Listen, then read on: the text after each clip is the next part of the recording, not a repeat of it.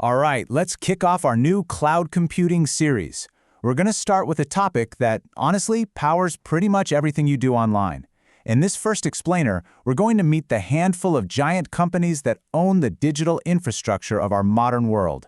Think of this as your field guide to the cloud.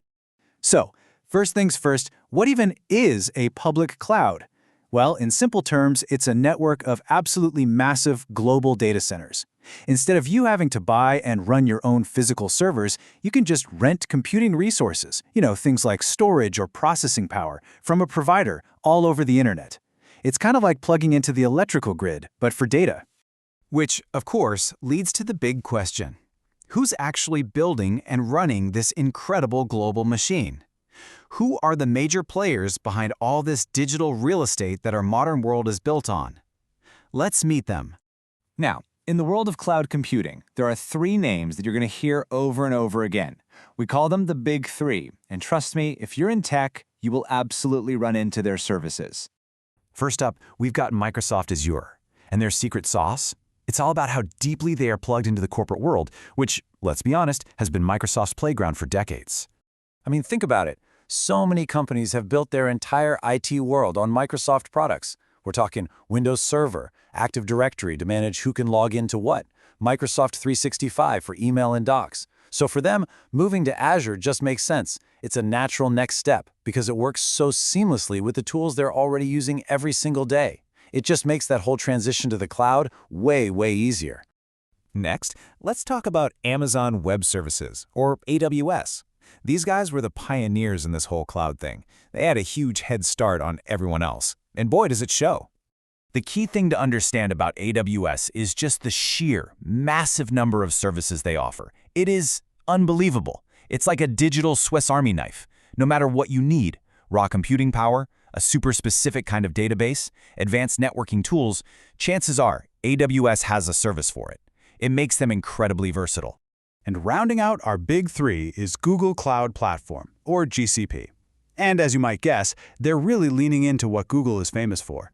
Yep, GCP's whole game is leveraging what Google does best, data and AI. So if your work involves crunching huge amounts of data or playing with machine learning, they are absolute leaders in that space. Plus, they invented Kubernetes, which is now the industry standard for managing modern apps, so their whole platform is built around that cutting-edge tech. But hey, the story doesn't just stop with the big three. Not at all. The cloud market is huge, and there are other really powerful global players carving out their own space in the industry. And a perfect example of this is Alibaba Cloud. They are a true giant in their own right. Now, you might not hear about them as much in North America, but Alibaba Cloud is the undisputed leader in Asia's massive and fast-growing cloud market. And as they expand their data centers around the world, they're becoming a really critical provider for any business that operates in that part of the globe. Then you have other providers that are totally focused on specific niches. On one side, you've got players like Oracle and IBM Cloud. They cater to huge corporations running those really complex, heavy-duty applications. We call those enterprise workloads. And on the complete other end of the spectrum, you have providers like DigitalOcean, who are all about serving individual developers and startups with simple, easy-to-use services. Okay, so we've met the whole lineup, from the giants to the specialists. But so what? Why does knowing any of this actually matter to you when you're just getting started?